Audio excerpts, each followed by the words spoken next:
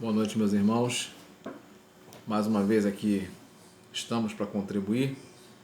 E hoje, então, a gente destaca em Lucas capítulo 14. Vamos destacar aqui duas parábolas. Parábola dos primeiros lugares, a partir do verso 7. Jesus outra vez estava numa refeição no sábado na casa de um fariseu importante. Ele era chefe, segundo o próprio texto bíblico aqui nos informa, né? No verso 1 do capítulo 14, na casa de um dos chefes dos fariseus. E Jesus estava ali, na casa dele.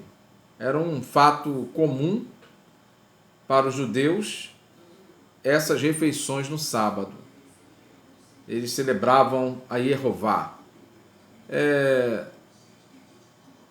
agradecendo porque eles, como judeus, tinham uma certa, entre aspas, aí, uma certa preferência, mas eles entendiam errado sobre isso. O anfitrião, portanto, este fariseu, chefe, ele era importante na comunidade. E provavelmente estavam ali também outros fariseus importantes. Jesus, estando ali, como sempre, aproveita estas situações para ministrar os seus ensinamentos, que vai muitas vezes em contrariedade aos ensinos religiosos pregados pelos líderes religiosos. Lá no verso 7 diz ali: ao observar como os convidados escolhiam os primeiros lugares, Jesus observava, ele notava, ele reparava os comportamentos sociais. Jesus também nos repara hoje, ele nos observa hoje, como nós estamos agindo também socialmente, né? Como está a nossa vida socialmente, o nosso testemunho. Então Jesus vê, ele nota o que nós estamos fazendo, assim como ele observava ali naquela refeição, aquele encontro para a refeição. Jesus não estava trazendo orientações de etiqueta social ou comportamento social. Mas nós vamos ver que o ensino de Jesus era bem mais profundo. Os homens brigam por posições, destaques frente a outros homens, a outras pessoas. Os homens gostam de ficar acima dos outros, acima do seu próximo. Até mesmo nas religiões existe essa cobiça, entre aspas, aí também, mas não deixa de ser mesmo uma cobiça, para que as pessoas galguem posições de destaque nas denominações, inclusive a nossa denominação batista e outras, todas as denominações. Na própria igreja local há essa ambição por estar numa posição de destaque. Ao invés de nos colocarmos de uma forma mais comum, e não brigarmos ou procurarmos ser destaque, ficarmos em evidência, né? Pelo contrário. Por isso Jesus, ele instrui o mestre, Jesus instrui aquele chefe da religião judaica, por ser um fariseu, e nos instrui hoje também, né, como discípulos. Lá no verso 10, Jesus diz: Mas quando fores convidado, vai e ocupa o último lugar, para que quando vier o que te convidou, te diga: amigo, ocupa um lugar mais elevado, então serás honrado diante de todos os que estiverem contigo à mesa. Como deve ser difícil para alguns procurar ficar lá no último lugar, na posição de servo, na posição de gente comum, na posição de estar lá como uma pessoa simples, sem ambicionar posições, títulos, honrarias. Para muitos é difícil isso. Aqui vale uma experiência que eu tive lá no Rio Grande do Sul, quando fui participar de uma convenção estadual na cidade de Caxias do Sul. E o preletor daquela convenção, o preletor principal, era ninguém mais que o Dr. Russell Shedd, uma sumidade de conhecimento bíblico, já falecido, mas ele estava lá como preletor principal naquela convenção. E eu e a maioria, né, dos irmãos estávamos lá na hospedagem econômica. A convenção conseguiu lá, junto ao exército, um ginásio para que ali nos acomodássemos, na quadra mesmo, porque nos foi orientado que deveríamos levar colchonete, roupa de cama. Então cada um se virasse para levar o seu colchonete e a sua roupa de cama. E chegando lá no ginásio, lá aquele grupão grande, né? Muitos irmãos ali, cada um se ajeitando num cantinho. Eu também ali com outros irmãos, pastores também. E estávamos ali arrumando o nosso cantinho, nosso colchonete ali na quadra, estava limpinha. E daqui a pouco, quem a gente vê chegando perto da gente também? E era o Dr. Russell Shedd. Ele também pega um colchonetezinho dele, estende ali na quadra, no meio de todo mundo ali. E aí a gente chega perto dele e fala: mas pastor, não. A convenção não conseguiu um hotel para o senhor, né, tal, pagaram um hotel. Aí ele falou, aí ele respondeu: sim, mas eu prefiro ficar aqui no meio do povo. Então os irmãos percebam, né, um homem dotado de um conhecimento, de uma inteligência, uma sumidade teológica, podia passar ali, de repente, com o nariz em pé e se sentir o cara ali por cima de todo mundo. Mas não. Ele preferiu ficar no meio do povão, dispensou lá o hotel para estar lá no meio da gente.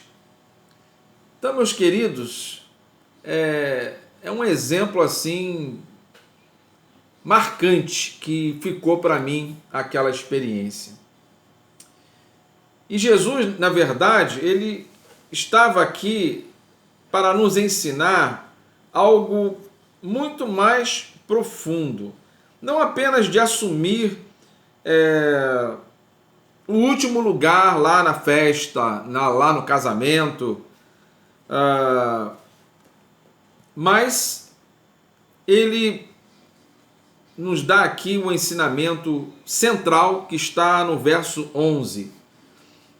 Jesus diz assim: pois todo que a si mesmo se exaltar será humilhado, e aquele que a si mesmo se humilhar será exaltado. Então nós vemos a Jesus nos ensinando hoje também sobre a humildade. Como nós precisamos aprender ainda sobre isso. Nos colocarmos numa posição humilde diante do nosso próximo, do nosso irmão, e não queremos ficar por cima, né, nos achando que somos o bambambam. Bam, bam. Não. Precisamos, sim, aprender com Jesus e aplicar na nossa vida. E sermos, assim, humildes, né? Então, Jesus nos ensina ali no verso 11 do capítulo 14 de Lucas. Sermos humildes não é sermos depreciativos, autodepreciativos, não. Mas sermos humildes é reconhecermos quem é o nosso Deus, quem é o El Shaddai sobre nós. E não nos importarmos com rótulos, títulos humanos. Nós precisamos sim nos alegrar em Deus e nos contentarmos que já temos o título mais importante, sermos filhos de Deus. Já desfrutamos da melhor condição que um ser humano pode alcançar, salvo por Jesus. Somos salvos por Jesus. Então a pessoa que aplica na sua vida a humildade, ela vai ter essa tranquilidade de estar ali de uma maneira simples, como uma pessoa simples, independente do seu conhecimento, da profundidade do seu conhecimento. Lembrando lá do Dr. Russell Shedd. Jesus passa a aconselhar agora também aquele anfitrião, aquele hospedeiro, e conhecendo ali também o seu coração, Jesus identifica as preferências egoístas, interesseiras daquele fariseu, quando ele convidava as pessoas que tinham condições de lhe retribuir em outro momento. Está lá no verso 12. Jesus fala, né, daqueles que eram convidados e que poderiam também dar alguma retribuição. Está lá no final do verso 12. Né? E Jesus, então, ele vai na contramão dos costumes humanos, desafia o líder fariseu a quebrar paradigmas, porque Jesus fala no verso 13, mas quando deres um banquete, convida os pobres, os aleijados, os mancos e os cegos. Né? Então aí está o ensino de Jesus, né? Quebrando paradigmas. Cabe agora também uma experiência, não sei se alguns aí se lembram, talvez o Afonso, né? Afonso, não sei se outros podem também se lembrar. Eu lembro quando eu estava em Irajá, na primeira de Irajá, como seminarista ainda, e trabalhávamos em pregações, né, dentro de favela, né, eu, Edson de Souza, né, e outros irmãos que apoiavam. E trabalhávamos lá naquela favela do Quitungo. Idealizávamos iniciar ali uma congregação, e íamos ali pregar, íamos anunciar a palavra. E nessa época tínhamos também o irmão Hernani, que eu até nem sei por onde ele anda, gostaria até de ter informações sobre o irmão Hernani, que tinha ônibus, que muitas vezes cedia ônibus, carreta para fazermos culto de ar livre e tal. E então nasceu no nosso coração, né, no meu coração e nos demais dos irmãos ali, levarmos um ônibus lá na favela do Quitungo e convidarmos ali a comunidade, convidarmos as pessoas, quem quisesse vir, e enchermos um ônibus e trazermos esse povo lá aqui para a Primeira Batista de Irajá. Irmãos, assim nós fizemos. Mas olha, quando nós chegamos com esse ônibus lá na primeira de Irajá, o culto já tinha iniciado um pouquinho, e nós chegamos com esse ônibus lá, aí começou a descer o povo, né, da favela, pessoas simples, pessoas humildes, né, roupas simples, e entrando lá, porque eu não me lembro se era alguma conferência, se era um culto especial para levar visitantes. Eu sei que aquele ônibus inteiro era de visitantes. Sei lá quantas pessoas estavam ali dentro, 40 pessoas, por aí. E as pessoas começando a entrar na igreja.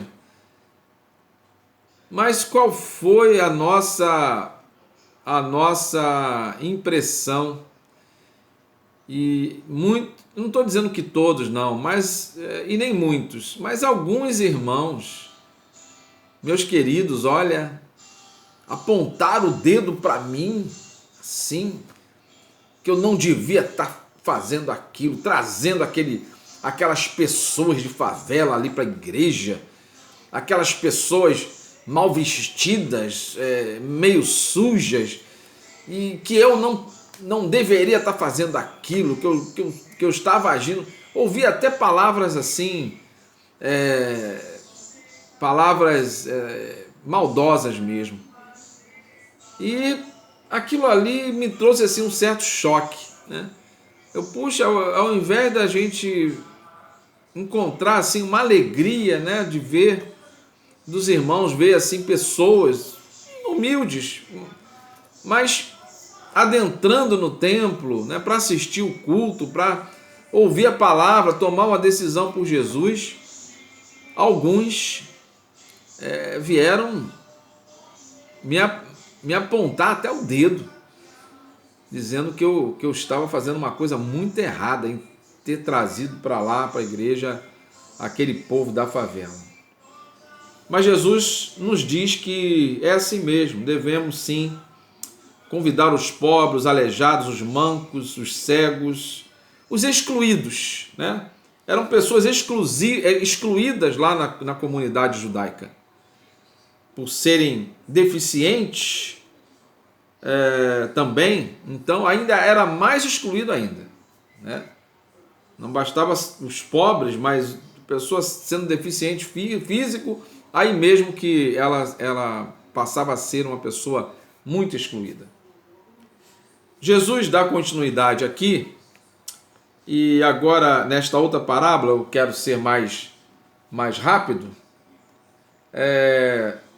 a parábola da grande ceia e das escusas das pessoas. Jesus, ainda ali, naquela refeição com o fariseu, ele declara que bem-aventurado, verso 15, aquele que comer pão no reino de Deus. Jesus se refere aqui ao reino messiânico, ao próprio reino dele. E para o judaísmo, o fato de se comer pão no reino de Deus se refere a esse reino messiânico, e pelo judaísmo se inaugura o reino de Deus. Nessa parábola, Jesus exemplifica acerca da salvação. E ele começa a falar. Jesus, porém, lhe disse, então ele começa a expor essa parábola, falando que certo homem ofereceu um grande banquete e convidou muitas pessoas. Deus também, ele tem um banquete celestial e ele tem convidado a muitos. E diz aqui, o Senhor Jesus falou que na hora do banquete mandou o seu servo dizer aos convidados: vinde, pois tudo já está preparado. Muitos estão sendo convidados, né? Mas não basta apenas ouvir o convite. A pessoa precisa estar disposta a aceitar este convite, a ir ao banquete. Opa, eu recebi um convite de Deus. Não, eu quero esse convite de Deus. Eu quero Jesus na minha vida, no meu coração. E Jesus diz que na hora do banquete, o servo foi para chamar os convidados, para dizer: vinde, pois tudo já está preparado. E então, a partir do verso 18, vamos perceber as escusas, as desculpas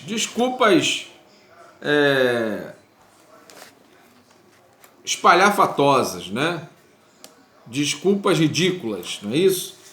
Então, Jesus cita aqui a primeira desculpa de alguém que compra um terreno, né? Compra um terreno e diz que comprou o terreno, né? Já havia feito o seu negócio e iria ver o terreno como é que era. Claro, era uma desculpa esfarrapada, uma desculpa falsa, né? Um segundo homem também dá uma desculpa. Eu comprei 5 juntas de bois, ou 5 pares, né?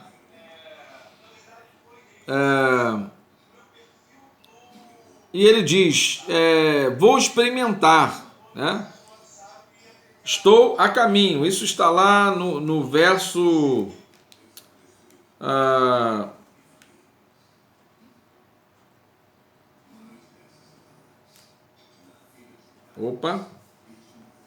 deixa-me ver aqui. No verso 19, né? Falando sobre as juntas. Então também ele iria testá-las, ele iria experimentá-las, iria pôr à prova, né? A palavra grega aqui tem esse sentido, iria pôr à prova, fazer um teste. Mas ninguém também compraria bois sem primeiro garantir que os bois estavam aptos para fazer o serviço. Um terceiro homem dá uma desculpa também. Casei-me e, portanto, não posso ir. Está lá no versículo 20 agora. A lei de Moisés assegurava ao nubente, a quem se casava, está lá em Deuteronômio capítulo 24, que ele poderia ficar 1 ano, né, desobrigado do serviço militar. Era para isso, para que ele desfrutasse com a sua esposa 1 ano de lua de mel, né, o primeiro ano do casamento.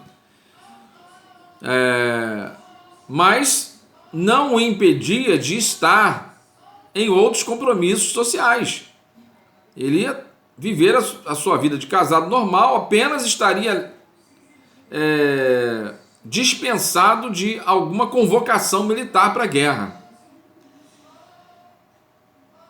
Então, era uma outra falácia aqui, era uma outra desculpa esfarrapada, que ele não poderia atender ao convite aqui daquele homem, né, que podemos exemplificar aqui representando o próprio Deus, que sai a convidar as pessoas.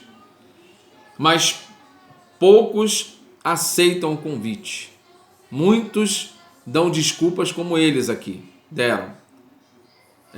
Desculpas totalmente vazias, totalmente fora. E assim foi ali até o verso 20, e diz o texto que aquele senhor, aquele homem que havia convidado para o banquete, ele fica indignado, e ele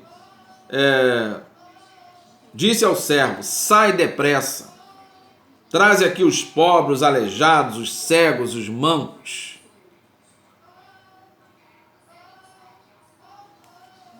Muitos são convidados. Muitos de Israel foram convidados através dos profetas, e hoje também através através de cada um de nós, como discípulos, como crentes, nós também somos como aquele servo enviados para alertar as pessoas: venham, o banquete está pronto, aceitem o convite de Deus. Eu e você somos enviados a cumprir essa missão. Mas nós vamos encontrar muitos dando desculpas tolas, desculpas esfarrapadas. E o servo fez conforme lhe ordenou o Senhor, o seu Senhor, e disse ainda restam lugares. E aquele senhor falou assim: sai pelos caminhos e atalhos, obriga-os a entrar para que a minha casa se encha. O obriga-os a entrar não era algo forçado, mas era no sentido da urgência, porque o Senhor queria que a sua casa ficasse cheia. Então todos teriam sim a oportunidade de ouvir o convite, de aceitá-lo. E então, aqueles que fizeram pouco caso, como aqueles homens, né, que deram as suas escusas esfarrapadas, fizeram pouco caso, não valorizaram, não deram nenhuma importância, eles ficarão de fora. Como o verso 24, o Senhor Jesus conclui: pois eu vos digo que nenhum dos homens que foram convidados provará do meu banquete. Então agora o Senhor Jesus conclui, fechando essa parábola e declarando: aqueles que foram convidados, eles não entrarão no banquete, porque eles ouviram o convite, mas fizeram pouco caso e dispensaram, não quiseram ir. Então, gente, que possamos refletir nisso e possamos aplicar a nossa própria vida e continuarmos a sair pelos caminhos, convidando as pessoas para que aceitem o convite do banquete de Deus através da fé em Jesus Cristo. Deus abençoe você, Deus nos abençoe. Muito obrigado, gente.